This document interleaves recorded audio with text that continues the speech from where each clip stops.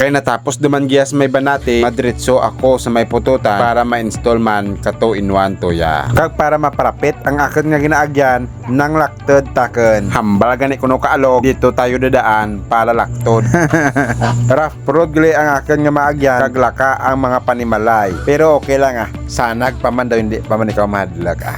Kag nakalabot, dagin man ako giya sa may barangay Layahan, Pututan. Daw fitix lang akin kadaging nga obra, ay dyan na si bro ni ma'am nga nagabulig gid. Kag tanang naga-welding ka mga rewildingon. Kag naga-grind ka mga grinderon.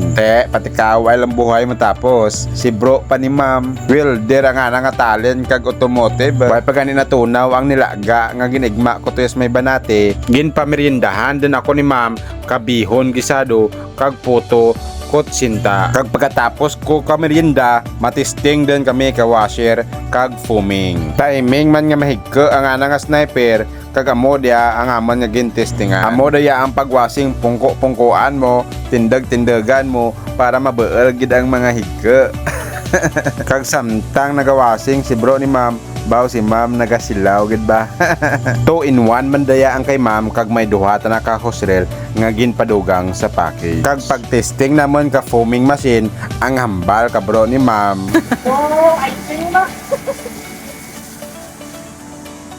Kagintadluan ko man si bro ni ma'am kung paano ang pag-adjust kung gusto na buhinan o kung dugangan ang time ka foaming machine. Kag manami tanang ako magtiro ikaw ka foaming, antad-antadan mo man para magrapta ang haboy kahabon sa imo nga motor. Kag pagkatapos mo kadya katero, itrapo-trapuhan mo man para mabeul gid na ang mga yabok kag mahigka sa imo nga motor. Amud at na kung palangga mo ang imo nga motor bisan white imo kaparigos, ang importante nakaparigos kag nakapanghabon ang imo nga motor.